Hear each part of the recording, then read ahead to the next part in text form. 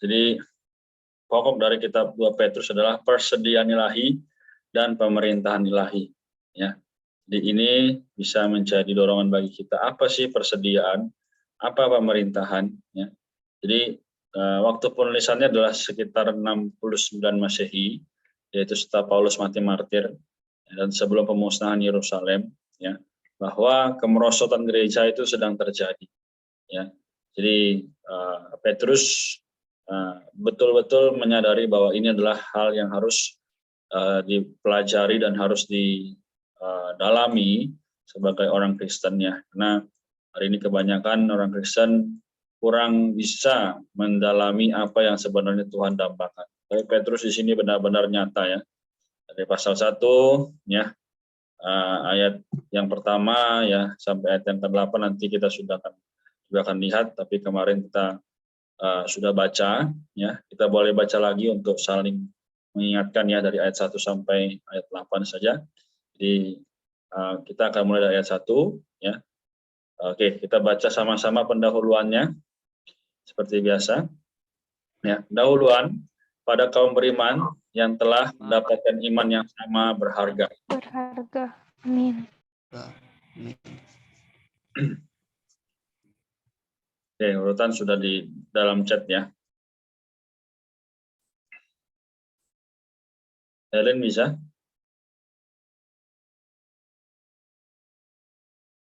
Oke, kalau masih berhalangan boleh lanjut ke Lady ya. Dari Simon Petrus, hamba dan Rasul Yesus Kristus kepada mereka dan bersama-sama dengan kami memperoleh iman karena keadilan Allah dan Juru Selamat kita Yesus Kristus. Anugerah dan damai sejahtera melimpahi kamu oleh pengenalan akan Allah dan akan Yesus Tuhan kita. Dan persediaan ilahi, penyaluran kuat kuasa ilahi.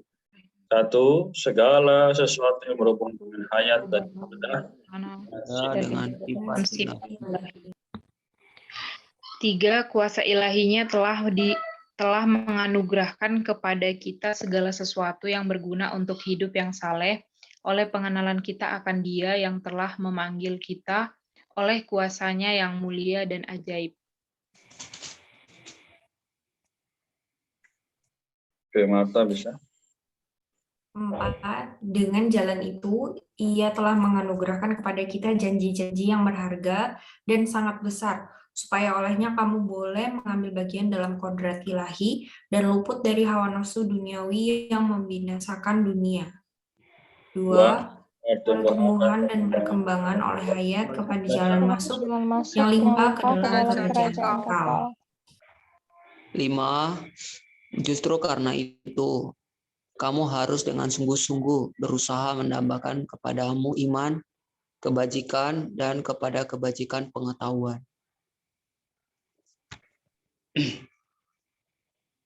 So.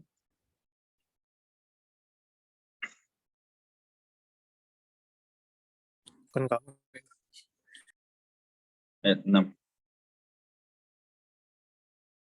Oke. Dan kepada pengetahuan, penguasaan diri, kepada penguasaan diri, ketekunan, kepada ketekunan, kesalehan.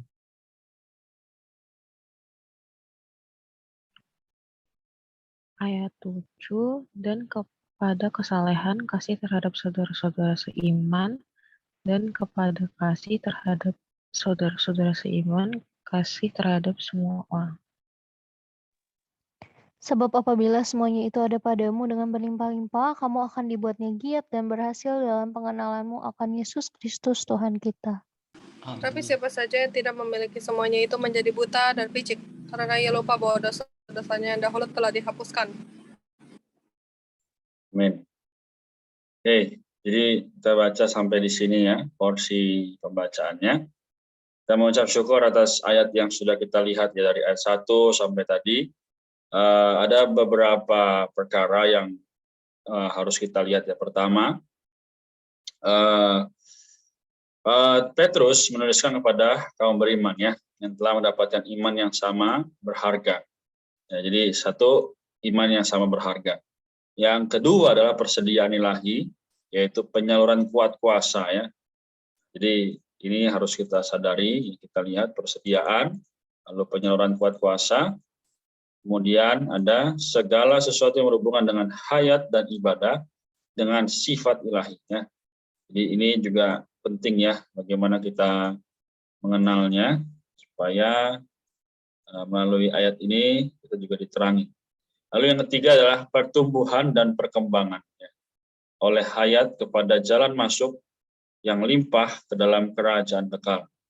Ya, jadi ini adalah satu ringkasan ya. Jadi bagaimana mengenai yang Petrus tulis. Oke, ada yang mau sharing dulu sebelum saya sampaikan dari ayat 1 sampai tadi ayat 9 ya.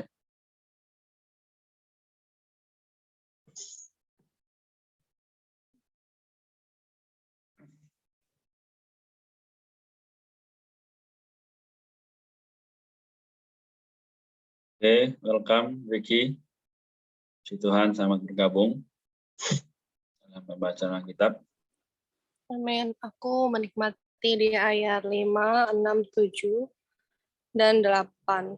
Di situ kan diberitahukan ya secara urutan bahwa kita harus menambah kepada iman kita kebajikan, kepada kebajikan pengetahuan, kepada pengetahuan penguasaan diri, dan kepada penguasaan diri ketekunan. Kepada ketekunan ditambahkan kesalehan, dan kepada kesalehan kasih terhadap saudara-saudara seiman. Dan kasih terhadap saudara-saudara iman, kasih terhadap semua orang. Terus dirangkum di ayat 8 bahwa kalau kita punya semuanya itu, maka dengan berlimpah-limpah maka kamu akan dibuatnya giat dan berhasil dalam pengenalanmu akan Yesus Kristus Tuhan kita. Jadi jika kita punya ini semua ya, segala iman kita ditambahkan semua hal ini, hal-hal yang baik ini, maka kita akan berkelimpahan gitu dan dibuat giat dan berhasil dalam pengenalan kita. Jadi jika hal-hal ini ada, jadi pengenalan kita kepada Tuhan itu tidak sekedar secara pengenalan secara umum doang gitu. Tetapi kita makin mengenal Tuhan kita, Yesus Kristus Tuhan kita. Jadi itu yang aku nikmati. Amin. Amin. Oke, thank you Rika ya. Oke, puji Tuhan. Ada lagi yang mau menyampaikan apa yang didapat, yang memberkati?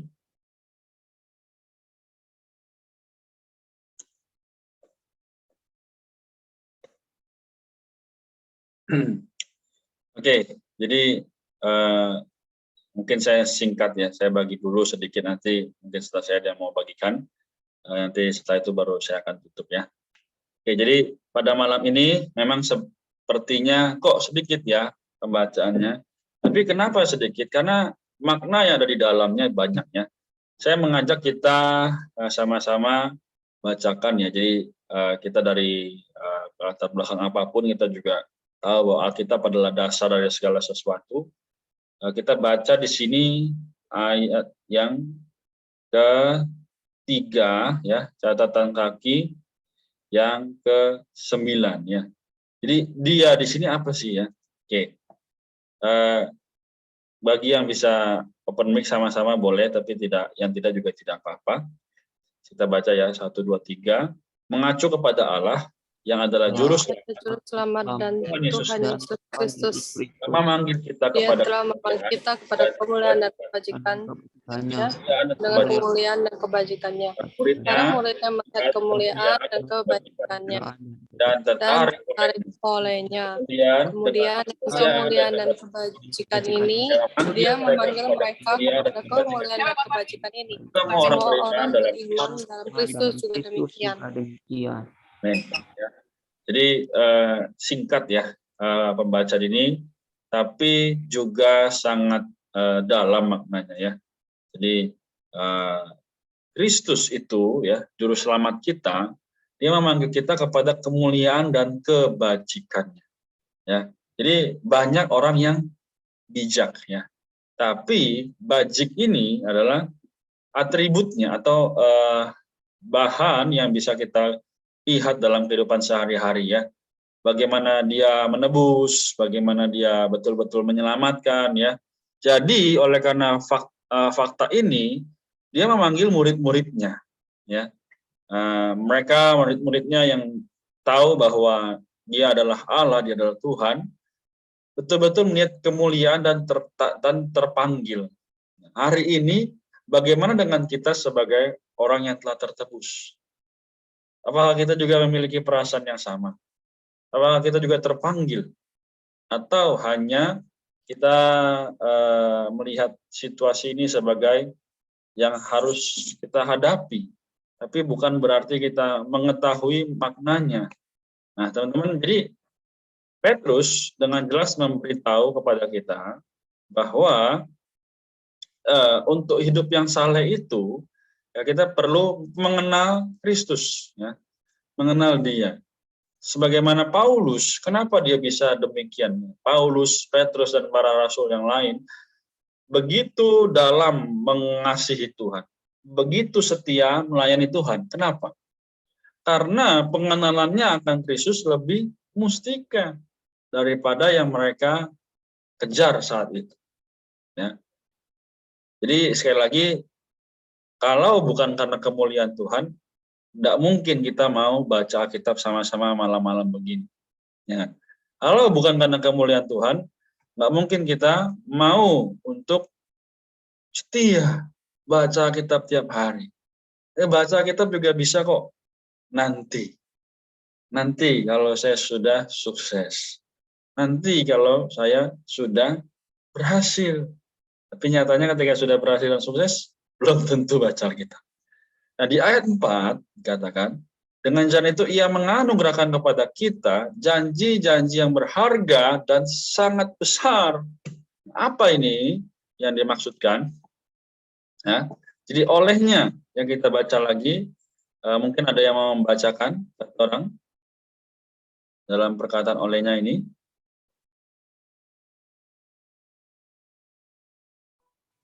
Oke, silakan Timmy, kalau mau. Amin. Melalui janji-janji yang berharga dan sangat besar, kita kaum beriman dalam Kristus, Allah dan Juru Selamat kita, di dalam kesatuan yang organik dengannya, yang kita masuki melalui iman dan baptisan, telah menjadi pengambil bagian dalam sifatnya, kebajikannya, atau kekuatan hayat. Sifat ilahi ini akan membawa kita masuk ke dalam kemuliaannya. Ibadah yang dengan penuh mengekspresikan Allah Tritunggal. Amin. Oke ya, jadi ini clear ya. Bagaimana ternyata sebenarnya kita ketika menerima janji-janji yang berharga dan sangat besar ini, kita ketika mau menjadi milik Allah ya, kita juga melihat tadi apa yang dibacakan oleh Ime ya, bahwa Kristus memiliki janji dan besar lagi berharga. Ini bukan main-main ya. Jadi kalau saya mungkin janji, saya besok mau ke misalnya Makassar deh sama Time, ketemu di sana ya jam 9 pagi. Bisa ingkar nggak? Bisa, karena ya itu saya cuma ngomong gitu. Karena manusia berkata, memang janji adalah hutang. Namun belum tentu bisa ditepati juga. Tapi Kristus, Tuhan kita, ya, Dia adalah Allah segala manusia, Raja di atas segala raja. So, atau jadi, kita masuk ke dalam kehidupan hari ini sebagai orang Kristen, kita masuk ke dalam Kristus. Dan Kristus ke dalam kita melalui apa? Iman dan baptisan. Ya, jadi mungkin kita juga pernah melihat, wah, orang ketika dibaptis ya dilahirkan kembali dari air, dia rasa sukacita, dia rasa wah membara sekali bagi Tuhan begitu ya. Tapi kenapa berangsur-angsur mulai hilang? Karena mulai namanya terbawa situasi, terbawa oleh lingkungan. Nah, namun di sini ada satu perkataan tadi, kita perlu juga mengambil bagian dalam sifatnya. Ya. Sifat Allah itu apa? Kudus. Sifat Allah itu apa? Mulia. Ya, jadi kita sebagai orang Kristen ya, terutama orang muda, kita semua tahu bahwa waktu adalah yang paling berharga. Kita sering menggunakannya untuk mengerjakan banyak hal ya. Tapi apakah kita sungguh-sungguh di hadapan Allah, mau dipenuhinya, mau mengekspresikannya. Ya, ini juga menjadi pelajaran buat saya. Jadi teman-teman nanti kalau dia mau menambahkan silakan. Oke, jadi saya sampai di sini. Nanti kalau ada lagi waktu saya akan tambahkan di akhir. Silakan, kita masih punya beberapa menit. Ada yang mau menambahkan atau bertanya? Amin. Saya menikmati di ayat 5 sampai 8 di kata menambahkan. Di puji Tuhan di subpoinnya dibilang pertumbuhan dan perkembangan oleh hayat kepada jalan yang limpah ke dalam kerajaan kekal. Di ketika baca saya diterangi perkara menambahkan. Jadi bukan saja perlu satu kebajikan atau ya bukan saja perlu satu kebajikan tapi perlu terus ditambahkan. Tadi dibilang kepada iman kita perlu menambahkan kebajikan, kepada kebajikan perlu menambahkan pengetahuan, pada pengetahuan perlu ditambahkan penguasaan diri, pada penguasaan diri ketekunan, pada ketekunan kesalehan, dan kesalehan kemudian kasih kepada saudara seiman dan kasih terhadap semua orang. Jadi ketika membaca kata menambahkan ini saya bingung gitu, kenapa kok harus ditambah-tambah terus ya gitu. Nah, tapi ternyata saya diterangi bahwa memang perlu ada pertumbuhan dan perkembangan oleh hayat ini. Sehingga hasilnya itu nanti ada di ayat 8, yaitu sebab apabila semuanya itu ada padamu, yaitu yang sudah disebutkan di atas mulai dari iman sampai kasih, dengan berlimpah-limpah, maka kamu akan dibuatnya giat dan berhasil dalam pengenalanmu akan Yesus Kristus Tuhan kita. Ketika kita sudah memiliki semuanya ini dengan berlimpah-limpah, maka pengenalan kita pun akan Yesus Kristus Tuhan kita juga akan semakin jelas. Puji Tuhan. Amin. Oke ya, jadi apa yang Rika sama Lady sampaikan sangat berkaitan ya. Betul, kita harus menambahkan terus ya. Jadi kalau teman-teman misal belajar ya kan perlu menambahkan semester 1, semester 2, semester 3. Tapi ini apa? Tadi sudah disebutkan semua ya. Amin. Puji Tuhan. Ada lagi yang mau share? Saya, Kak. Oke, silakan. Amin. Saya menikmati di ayat 5. 2 Petrus pasal 1 ayat 5.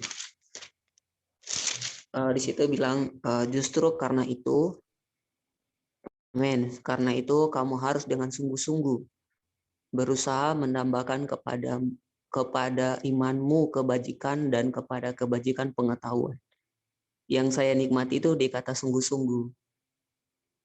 Kalau di catatan kaki dibilang sungguh-sungguh itu berusaha dengan rajin. Selain janji-janji yang berharga dan sangat besar yang Allah berikan kepada kita, kita harus sungguh-sungguh berusaha dengan rajin, bekerja sama dengan penguatan dan kekuatan sifat ilahi yang dinamis untuk menggenapkan janji-janji Allah. Amin. Saya diterangi ya bahwa untuk menambahkan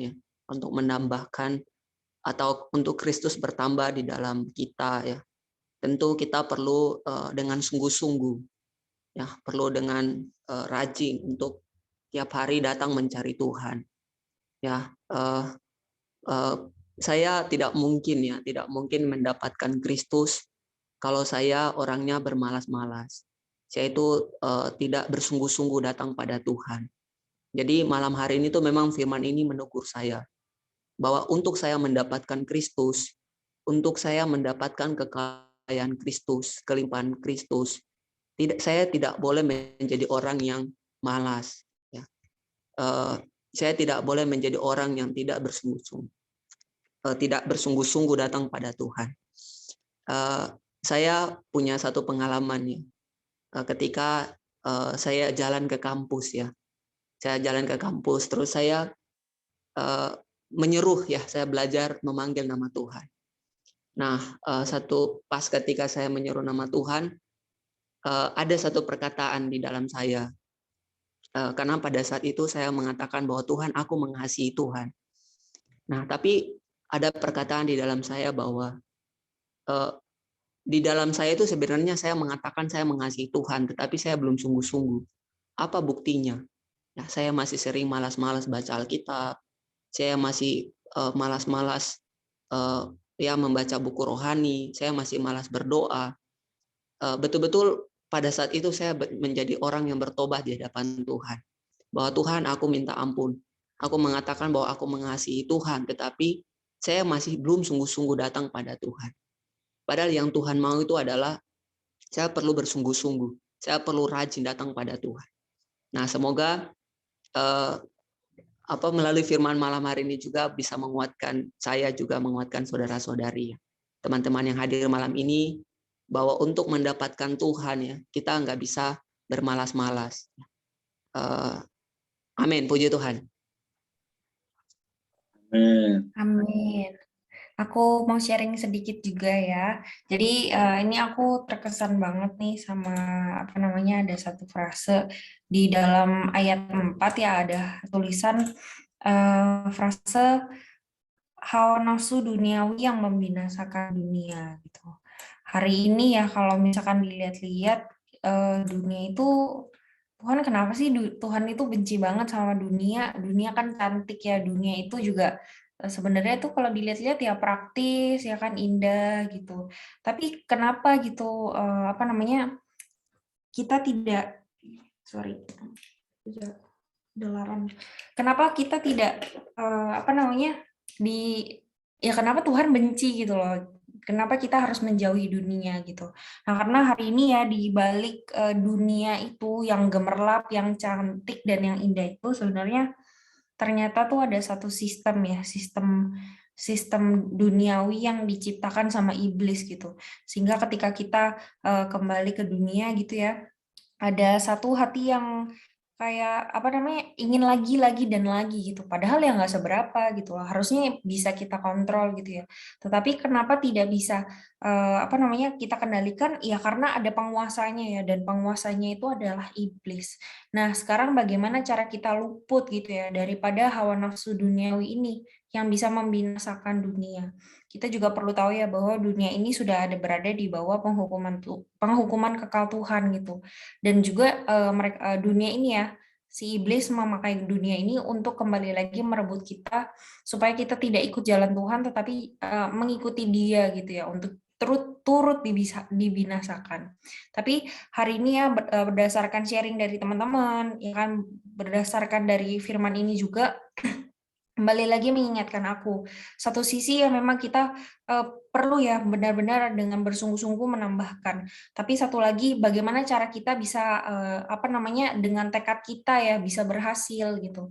Nah, caranya adalah bukan dengan kekuatan kita tentu saja ya.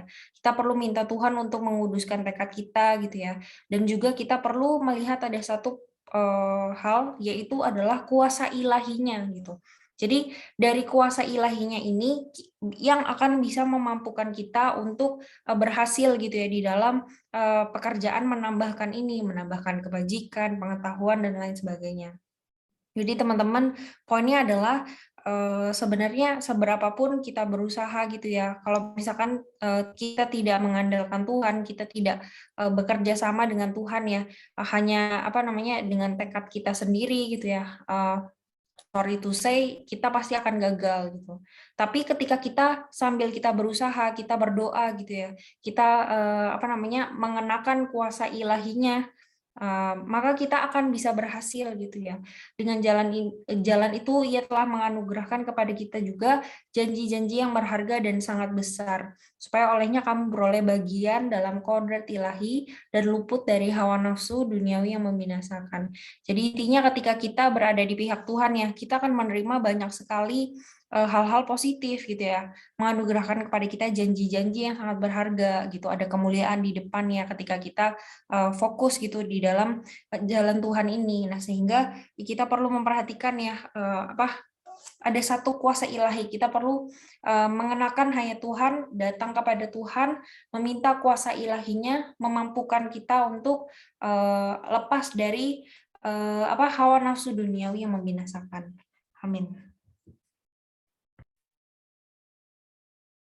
Oke, terima kasih. Tambahannya dari Marta.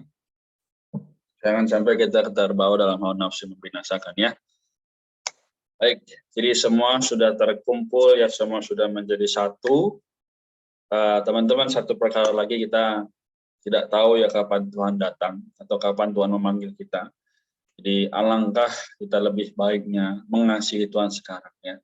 Jadi tadi dibilang ayat 8, sebab apabila semuanya itu ada padamu dengan berlimpah-limpah, kamu akan dibuatnya giat dan berhasil dalam kamu mengenal akan Yesus Kristus Tuhan kita. Teman-teman, saya baru dapat kabar duka, jadi satu teman pelayanan saya juga barusan dipanggil Tuhan ya. Jadi masih muda ya, tapi kita nggak tahu kapan Tuhan manggil, Tuhan datang. Karena itu gunakanlah segala kesempatan, segala hal yang ya Tuhan berikan pada kita, ya dengan sungguh-sungguh gitu. Tadi Time juga bilang sungguh-sungguh. Ya. Jadi jangan sampai kesempatan itu lewat. Ya, kita nggak bisa balikin menit 9.30, tapi nggak bisa. Ya, jadi sekarang ya, nanti setelah kita baca kitab ini, jika ada dosa atau halangan yang membuat kita tidak bisa menjadi kudus, tidak bisa membuat kita menjadi sungguh-sungguh, kita akui di hadapan kita, tinggalkan ya, entah apapun itu ya. Jadi teman-teman, moga firman ini juga menguatkan kita. Malam ini saya rasa cukup sampai di sini, karena kita memang hanya 30 menit ya. Jadi nanti teman-teman, kita jumpa lagi esok hari ya. Kita bersyukur boleh berjumpa bersama-sama. Semoga Tuhan menguatkan kita semua. Baik, adakah yang bersukarela untuk mendoakan kita semua untuk mengakhiri pembacaan kitab malam ini?